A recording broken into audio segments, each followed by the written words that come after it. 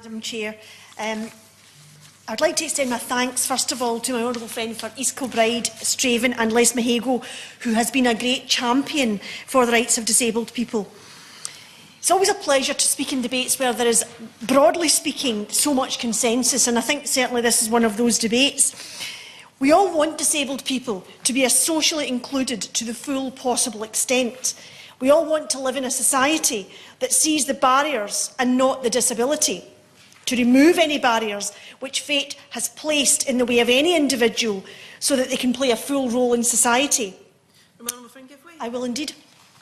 I thank her very much for giving way. Is she aware of the challenge that was undertaken by some councillors and individuals in Inverness during the week, where they took to wheelchairs in the streets of Inverness in order to get a better idea of the barriers? And would she encourage other people to do that in cities around the UK? I would indeed. I think that's a very useful initiative, and I think it gives those of us who are lucky enough not to have to live with a disability, it gives us a unique insight into the kind of challenges that disabled people have to face every single day of their lives.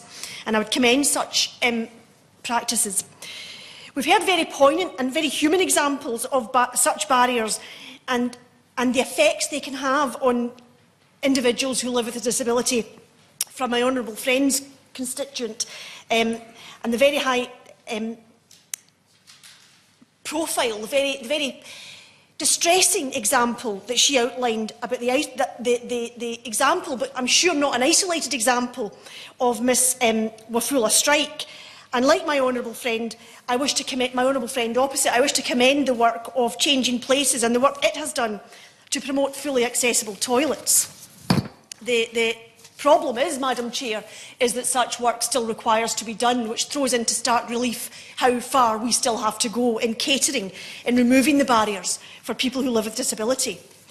We know that the Equality Act of 2010 and the public sector equality duty contained in the 2010 Act is a very important piece of legislation, requiring, as it does, that reasonable adjustments should be made in order to avoid a person living with a disability being placed at a substantial disadvantage compared with a non-disabled person when accessing services and facilities.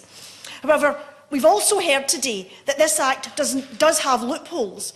It doesn't prescribe what a reasonable adjustment might be in particular circumstances, and it doesn't place a duty on all service providers to make specific disabled adaptations, for example, to install lifts or hearing loops. And my honourable friend from Ayr, Carrick and Cumnock so clearly set this out. But there is no doubt we have an absolute duty as a society to ensure equality of access to facilities, and this ought to apply in the private sector equally as it should apply in the public sector. And it's been pointed out that such equality of access should not be an afterthought, and that's absolutely correct.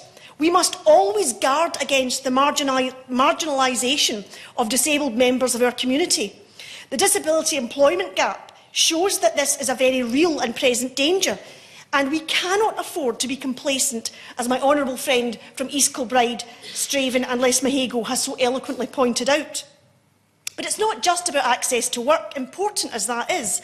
It's all elements of life: work, social life and leisure. Justice and fairness demands this. And I commend the campaign in the honourable gentleman's constituency, No More Floor. But the fact that such a campaign is needed really should be a cause for some shame. It's a reminder how little progress we have made in reality. A shortage of such basic facilities can consign some people with a disability to being trapped in their homes. And this can have a hugely negative impact on their lives, as the honourable member from Ayr, Carrick and Cumnock pointed out. It surely is bad enough that those living with a disability often face negative attitudes without finding themselves excluded in and from public spaces, although perhaps the negative attitudes are what leads to this exclusion.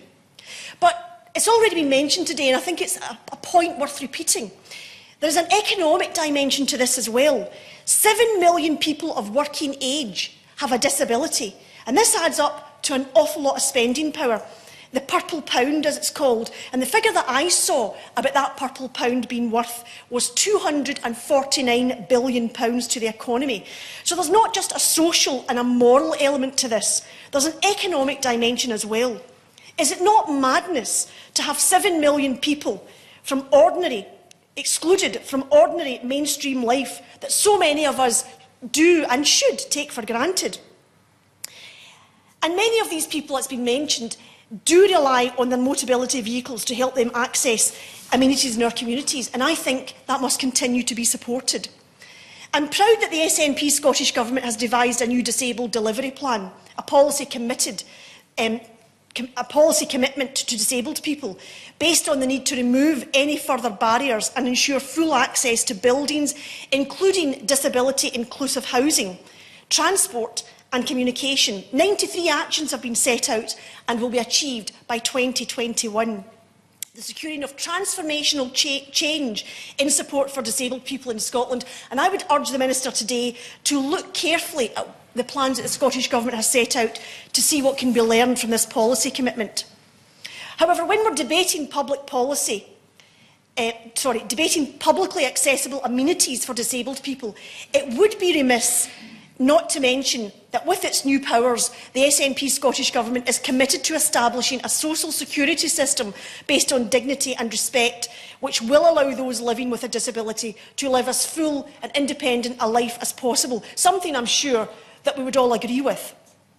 But unfortunately, the cuts to support for those living with a disability from the UK Government have been quite cruel and punitive, as been set out by the Honourable Member for Ayr, Carrick and Cumnock. I hope that today the Minister will also pledge that any laws regarding disability rights and equality are fully repatriated to Scotland in the wake of Brexit. It's essential that the good work being undertaken by the SNP Scottish Government continues and develops. And there's a very real concern, and perhaps the Minister really should pay attention here.